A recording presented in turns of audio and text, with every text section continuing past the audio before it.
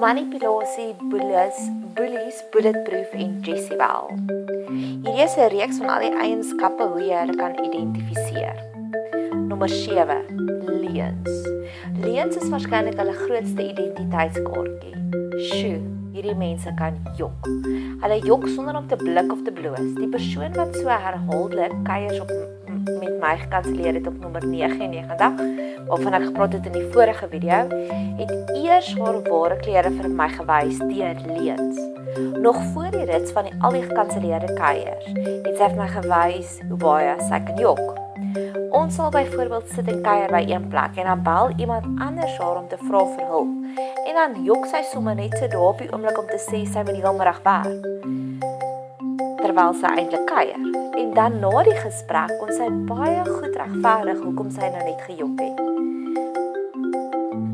So 'n leenaar sou al voor jou gejok het, want haar verskoning was gewoonlik dat die ander persoon verdien nie nou haar hulp nie, of dat sy nou so lekker saam met jou kuier. Hulle omsingel hulle self gewoonlik so dig soos 'n skoendapper of 'n mot in 'n kokonnetjie van leuns.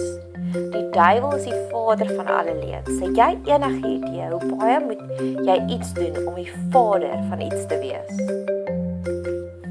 Ek glo dis net 'n wonderwerk wat benodig is om hulle te bevry van daardie kokonnetjie van leuns. Ek glo dis 'n ware ontmoeting met Jesus Christus wat hulle sal kan bevry. Die oorspellige vrou het losgebreek van haar sondes nadat sy vir Jesus ontmoet het. So ek dink en glo ons kan bid dat hulle ook nou so 'n radikale bevryding kry, net van Jesus af om vry te word van al die leuns. Johannes 8 vers 11. Ek veroordeel jou ook nie, gaan heen en sondig nie meer nie. Ek dink sommer ook aan Charles Dickens se Christmas Carol, die verhaal wat al byna 2 eeue oud is, hoe die Scrooge 'n hele toer gehad het om te sien wat is die nagevolge van sy besluite. Dalk is dit wat nodig is, dat God hulle ook op so 'n journey vat met al hulle leuns, nie net om met hulle te raas nie, maar om hulle sagkens, gentle en liefdevol te wys, wat is die nagevolge van hulle leuns. Verder glo ek ook ons kan vir onsself bid.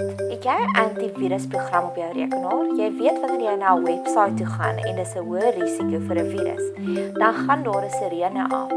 Dalk dat ons ook so 'n sirene kry deur die Heilige Gees om dadelik te besef wanneer iemand vir ons jok.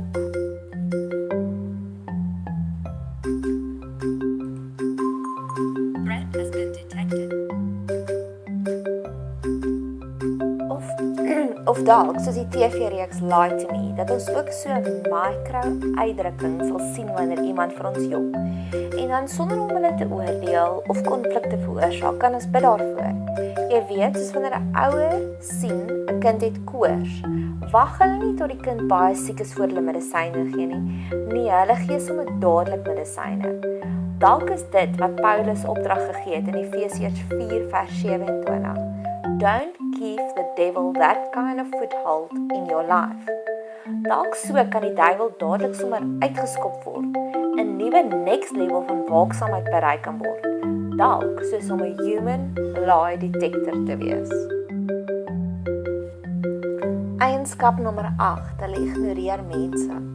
Wanneer jy 'n standpunt ingeneem het hulle hierdie superpower om jou totaal en al te ignoreer.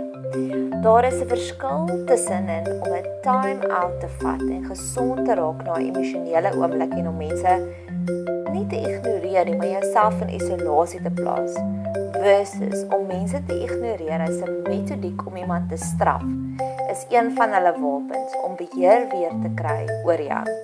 Dis 'n magspeletjie wat hulle speel om wanneer jy op jou regte te staan, so groot oorlog te begin, dat wanneer die volgende keer jy 2 keer sal dink voordat jy jou opinie lig, of hulle begin 'n koue oorlog om jou te ignoreer, of hulle begin 'n bloeddorstige oorlog.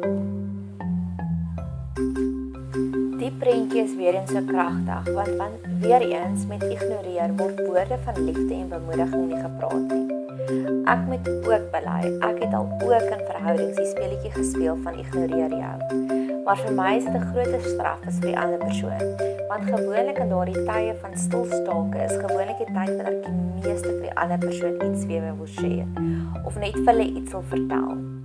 Nou in hindsight, glo ek dit was die Heilige Gees wat my vermaan het om te gaan vrede maak met die persoon.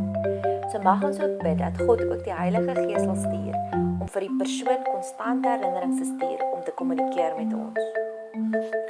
Mag ons ook bid dat tydens die periode van ignoreer, mag ons net die geleentheid gebruik om nader en nader aan God te groei.